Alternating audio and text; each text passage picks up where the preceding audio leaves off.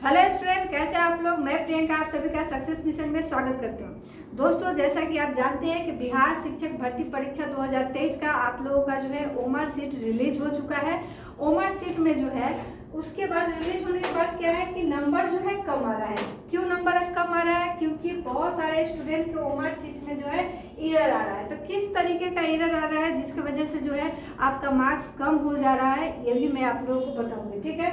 दूसरा बात कि जो बीएड का फिर से आपका जो चर्चा में है, सुर्खियों में फिर से वो जो है सवाल बना हुआ है कि क्या बीएड वाले का रिजल्ट आएगा या नहीं। ठीक है, तो इसके बारे में भी मैं आप लोगों को बताने वाली हूँ। दूसरा बात कि बहुत सारे ऐसे स्टूडेंट हैं जो सीटेट में फेल है और बीपीएससी टीचर वाले में क्वालिफाई हैं, तो उन लोगों का क्या होने वाला है। ठीक है, वो लोग पास किए जाएंगे या फेल किए जाएंगे।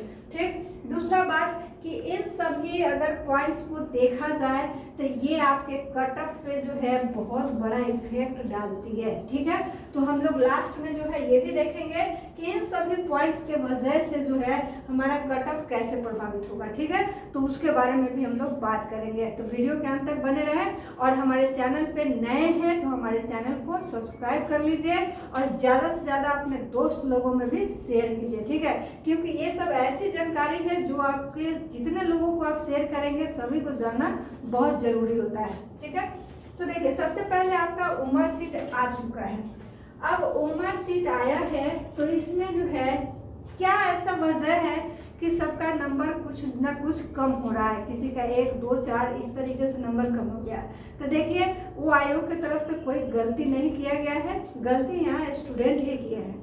क्या हुआ है कि बहुत सारे ऐसे स्टूडेंट हैं जैसे कि 1 नंबर क्वेश्चन है। अब इसका आपको ऑप्शन दिया रहता है ए इस तरीके से, बी करके, ठीक है, सी, फिर डी, इस तरीके से ऑप्शन होता है। अब क्या किए हैं कोई आंसर, जब यहाँ पे आपका ये ऑप्शन भी था, ठीक है, तो यहाँ हम 4 ही ऑप्शन को लेके आपको बता रहे हैं। ठीक है, अब यहाँ कुछ स्टूडेंट क्या किए हैं कि फर्स्ट टाइम सवाल पढ़े और हमें कलर करना है ए, तो ये कर दिए और क्या हुआ है उनको जल्दीबाजी में कि बाद में फिर से अगर ऐसा किए तो एक बार इसे भी कलर कर दिए। कहने का मतलब ऐसा हमारे पास इसका जो है कुछ स्टूडेंट हमारे यहाँ से भी दिए हैं, तो वो स्टूडेंट में से 1-2 का ऐसा प्रॉब्लम था कि मैम हमने दिया है और हमने अपने ओमर सीट में इस तरीके का गलती किया है। ठीक है, जिसकी वजह से हमारा मार्क्स जो है 2-3 नंबर कम आ रहा है। ठीक, तो ये गलती उनका खुद का है।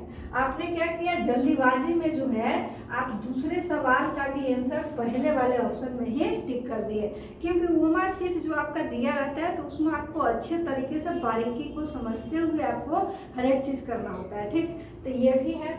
दूसरी बात कि अब उनका सवाल था कि ये इस तरीके से है तो क्या हमारा इसको सही माना जाएगा या फिर इसको गलत माना जाएगा या फिर रिजल्ट आएगा या नहीं आएगा।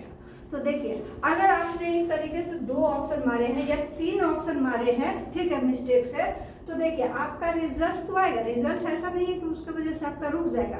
बात यह है कि आपको यहाँ पे ये नंबर जो है अब आपको नहीं मिलने वाला। आप इसमें भले ही आप सही कोई एक ऑप्शन क्यों ना दिए हैं, लेकिन आपको वहाँ पे वो कट जाएगा, वो आपको सही में नहीं ऐड होगा। ठीक है, तो यहाँ आप लोग अब कंफ्यूज नहीं होंगे। आपका जो सवाल था उनका जवाब मैंने दे दिया। ठीक है, तो इस तरीके का एरर है।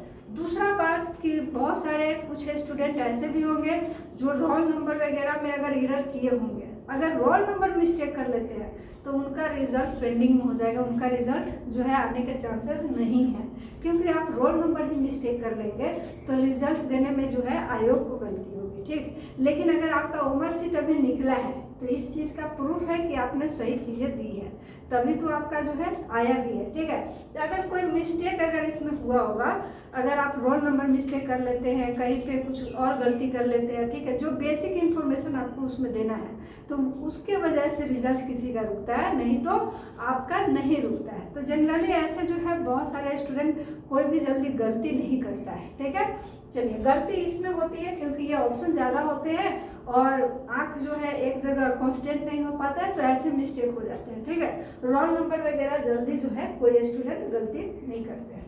चलिए अब बात रह गई कि आपका बीएड वाले का।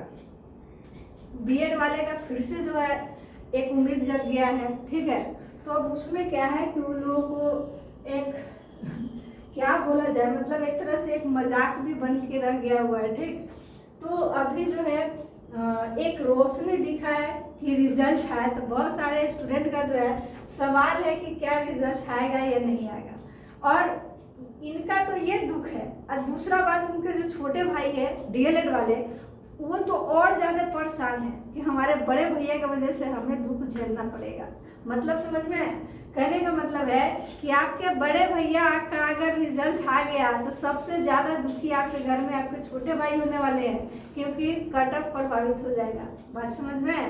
तो डीएलएड वाले जो है कतई नहीं चाहते हैं कि बीएड वाले का रिजल्ट इसमें आए। अगर स्टूडेंट का बात देखा जाए तो ठीक है, ये इन दोनों कैटेगरी के स्टूडेंट का, डीएलएड वाले और बीएड वाले को अगर देखा जाए तो हमें लगता है आयोग से तो कम भिड़ेंगे, ये लोग अपने आप में भिड़ जाएंगे कि भाई तुम लोग इधर मत आओ, ठीक है, कि हमारा रिजल्ट होने दो। ठीक है, तो ये वाली बात है। लेकिन इसमें क्या है कि आपका 99% चांसेस है कि बीएड वाले का रिजल्ट नहीं आएगा।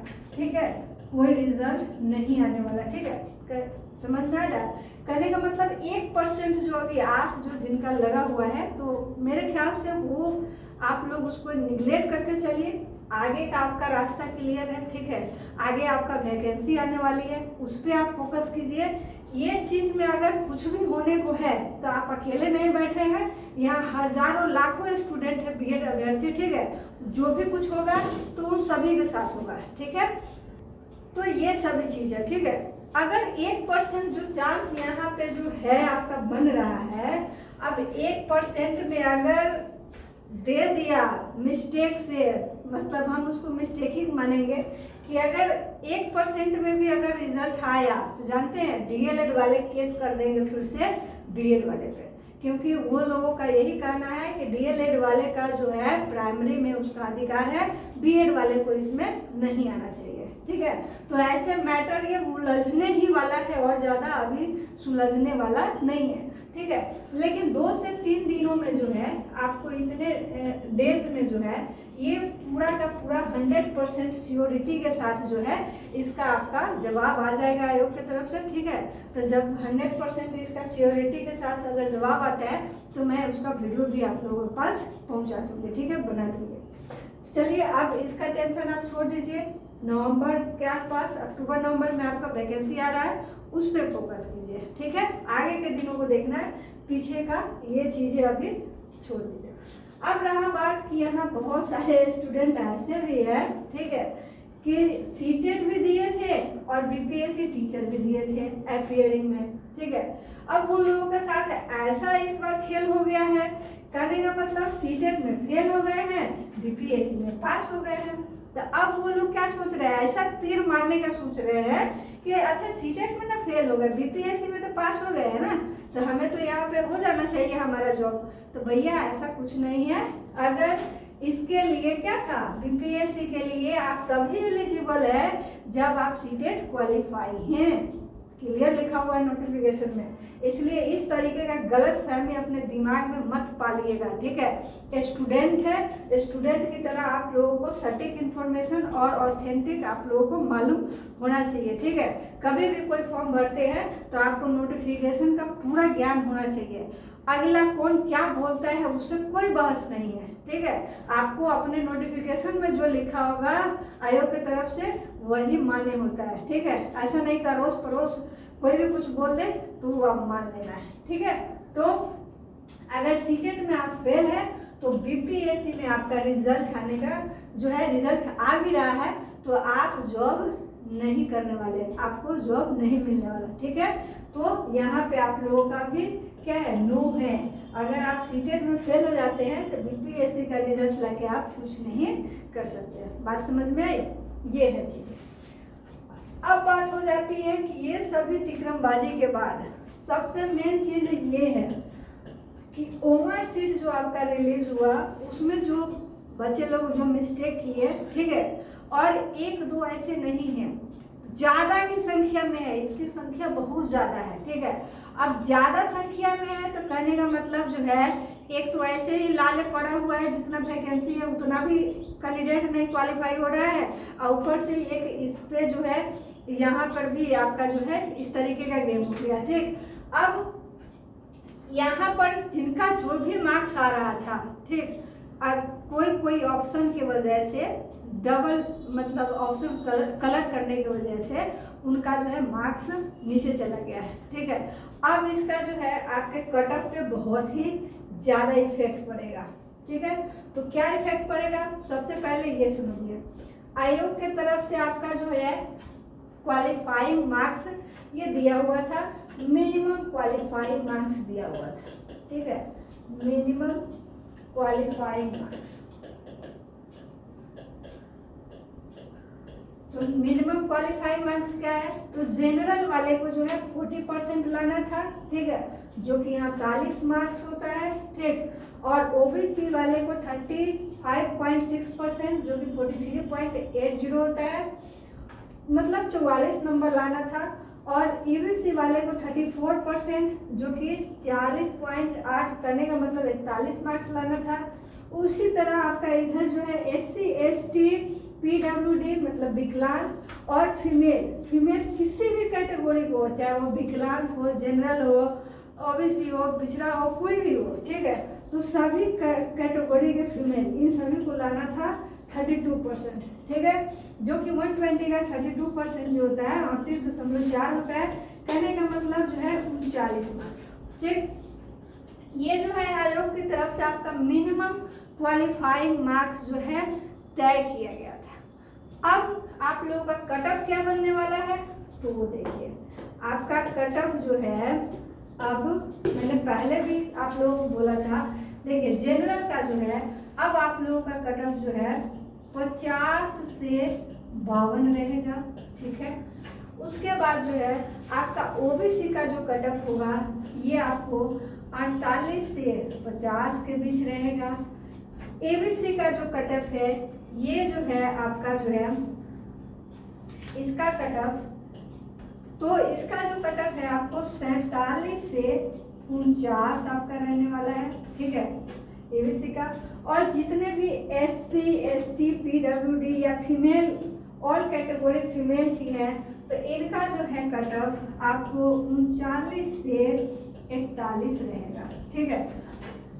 ये है ये कट ऑफ होने वाला है। अब देखिए मेरे तरफ से ये मैक्सिमम कट ऑफ है, इससे ज़्यादा नहीं जाएगा, आपको इससे कम ही होने वाला है, क्योंकि जितना आपका सीट है ना उतना में भी आप देखिएगा आपका सीट खाली रह जाएगा, ठीक है, पूरा भरने वाला भी नहीं है।